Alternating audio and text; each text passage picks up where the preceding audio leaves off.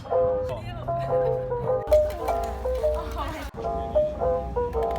还有那个，可以吃汤吗？是回去还是补？สวัสดีค่ะวันนี้วันที่ 29 เมษาตอนนี้กำลังจะออกไปยีหลานนะคะเพราะวันนี้จะไปเล่นเซิร์ฟกับเพื่อนกันเป็นการเล่นครั้งแรกไม่รู้ว่าจะเป็นยังไงลองไปดูกันไปเที่ยวรอบนี้เราก็ไปกัน4คนนะคะมีเพื่อนในคณะเพื่อนต่างคณะแล้วก็มีรูเมทค่ะเขาชอบมาให้ดูวันนี้เรานัดกันออกจากโรงเรียนตั้งแต่7:30欧洲没有看过。จากไทเปขับรถไปหยีหลานก็ประมาณเกือบชั่วโมงกว่าๆ2 ชั่วโมงนะคะ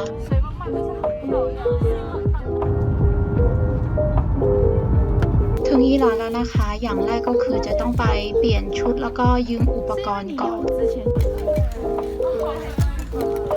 ถึงแล้วตอนนี้กำลังจะไปจองบอร์ดราคาค่ายืมอุปกรณ์นะคะประมาณ500 บาทค่ะก็คือเล่นได้ทั้งวันเลยเรียนชุดเสร็จสับแล้วก็ยืมของเรียบร้อยแล้วก็ตอนนี้ก็กำลังจะไปหาครูสอนนะคะแล้วก็ถือว่าโชคดีมากเลยนะคะวันนี้อากาศดีจะบอกว่าทรายคือร้อนมากเพราะเป็นการเล่นครั้งแรกนะคะทางร้านเขาก็จะเตรียมครูฝึกสอนมาให้นะคะแนะนำวิธีการเล่นสาธิตการเซิร์ฟต่างๆค่ะรวมทั้งวิธีการป้องกันตัวเองดูแลตัวเองนะคะแล้วตอนลงทะเลครั้งแรกก็คือครูฝึกเขาก็จะลงไปด้วยนะคะไปช่วยดูแลคือจริงๆก็คือลงไปเล่นแล้วแต่ว่าไม่ได้ถ่ายวิดีโอตอนเล่นนะคะเพราะว่าไม่สะดวกเอามือถือลงไปแต่คือสนุกมากอันที่จริงคือล้มไม่เป็นท่าแต่ก็คือสนุกดีค่ะหลังจากเล่นเสร็จแล้วนะคะเราก็กลับมาอาบน้ำล้างตัวเตรียมไปกินข้าวก่อนจะไปก็แวะซื้อน้ำผลไม้ปั่นก่อนนะคะแต่เราก็คือกินชาไข่มุกแทนแถวนี้มีร้านชงโยปิ่งเจ้าดังหลายร้านมากนะคะนี่ก็คืออีกร้านหนึ่งแต่เป็นร้านโลโก้หน่อยนะคะคนท้องถิ่นแนะนำมา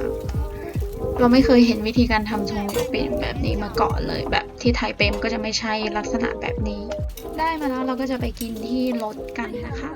คือไม่รู้ว่าแต่เราไม่เคยกินรสชาติแบบนี้ที่ไทเปคือมันอร่อยมากคือ texture มันดีมากปกติชงโยปิ่งมันจะแบบนุ่มๆของแป้งนะคะแต่นี่คือมันมีความกรอบของไข่นะคะคือดีมาก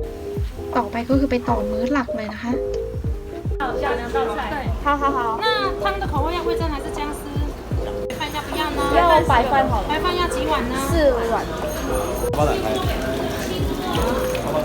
นี่ก็เป็นร้านอาหารทะเลที่หามาจากในเน็ตนะคะที่มีคนแนะนำมา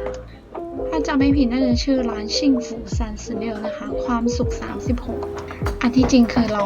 นัดกันว่าจะไปกินอาหารทะเลบุฟเฟ่กันแถวๆนี้นะคะแต่ว่าพอดีเวลาเปิดปิดร้านกับเวลาของเรามันไม่ค่อยแบบตรงก็เลยไว้โอกาสหน้าก็ค่อยไปแล้วกัน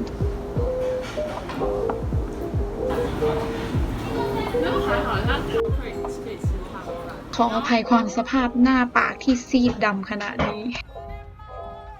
หลังจากกินเสร็จแล้วนะคะก็จะวนเที่ยวรอบๆแถวยีหลานก่อนนะคะแต่อันที่จริงก็คือไปตามล่าของที่น่ากินต่างๆของยีหลานนะคะร้านนี้เป็นร้านไอติมถั่วลิสงนะคะหามาจากในเน็ตอีกเช่นกันแต่จุดที่ทำให้เราอยากลองมากๆคือมันใส่ผักชีด้วยคือเราไม่คิดว่าของหวานจะใส่ผักชีด้วยคือข้างนอกเขาก็จะห่อด้วยแป้งนุ่มๆ1 ชั้นนะคะข้างในก็มีถั่วตัดคล้ายๆถั่วตัดที่เอาไปฝนแล้วก็มีผักชีค่ะ没有劳动。我本来以为是放假了，我被那个朋友说是说没有，你不是劳动，你学生，你还要上课。读书也是劳动คือเราว่าเราชอบมันมากๆเลยคือมันจะออกหวานๆแล้วก็มีกลิ่นของผักชีนะคะคือเข้ากับไอติมได้อย่างแบบแปลกประหลาดมากสภาพอากาศไทเปก็จะประมาณนี้ค่ะเช้าแดดเย็นฝน ต่อไปที่ร้านถัดไปเลยนะคะ มันจะคล้ายๆกับว่าเอาโมจินะคะไปทอดแล้วก็โรยด้วยพวกผงต่างๆ แล้วร้านที่อยู่ร้านข้างๆกันเลยก็คือร้านโมจิเผือก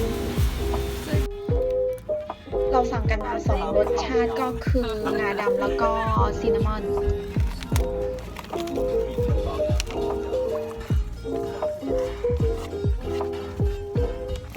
好好吃哦，好烫哦，对，超烫。 นี่ก็คือโมจิเผือกนะคะ ข้างในมีไส้ชีสด้วย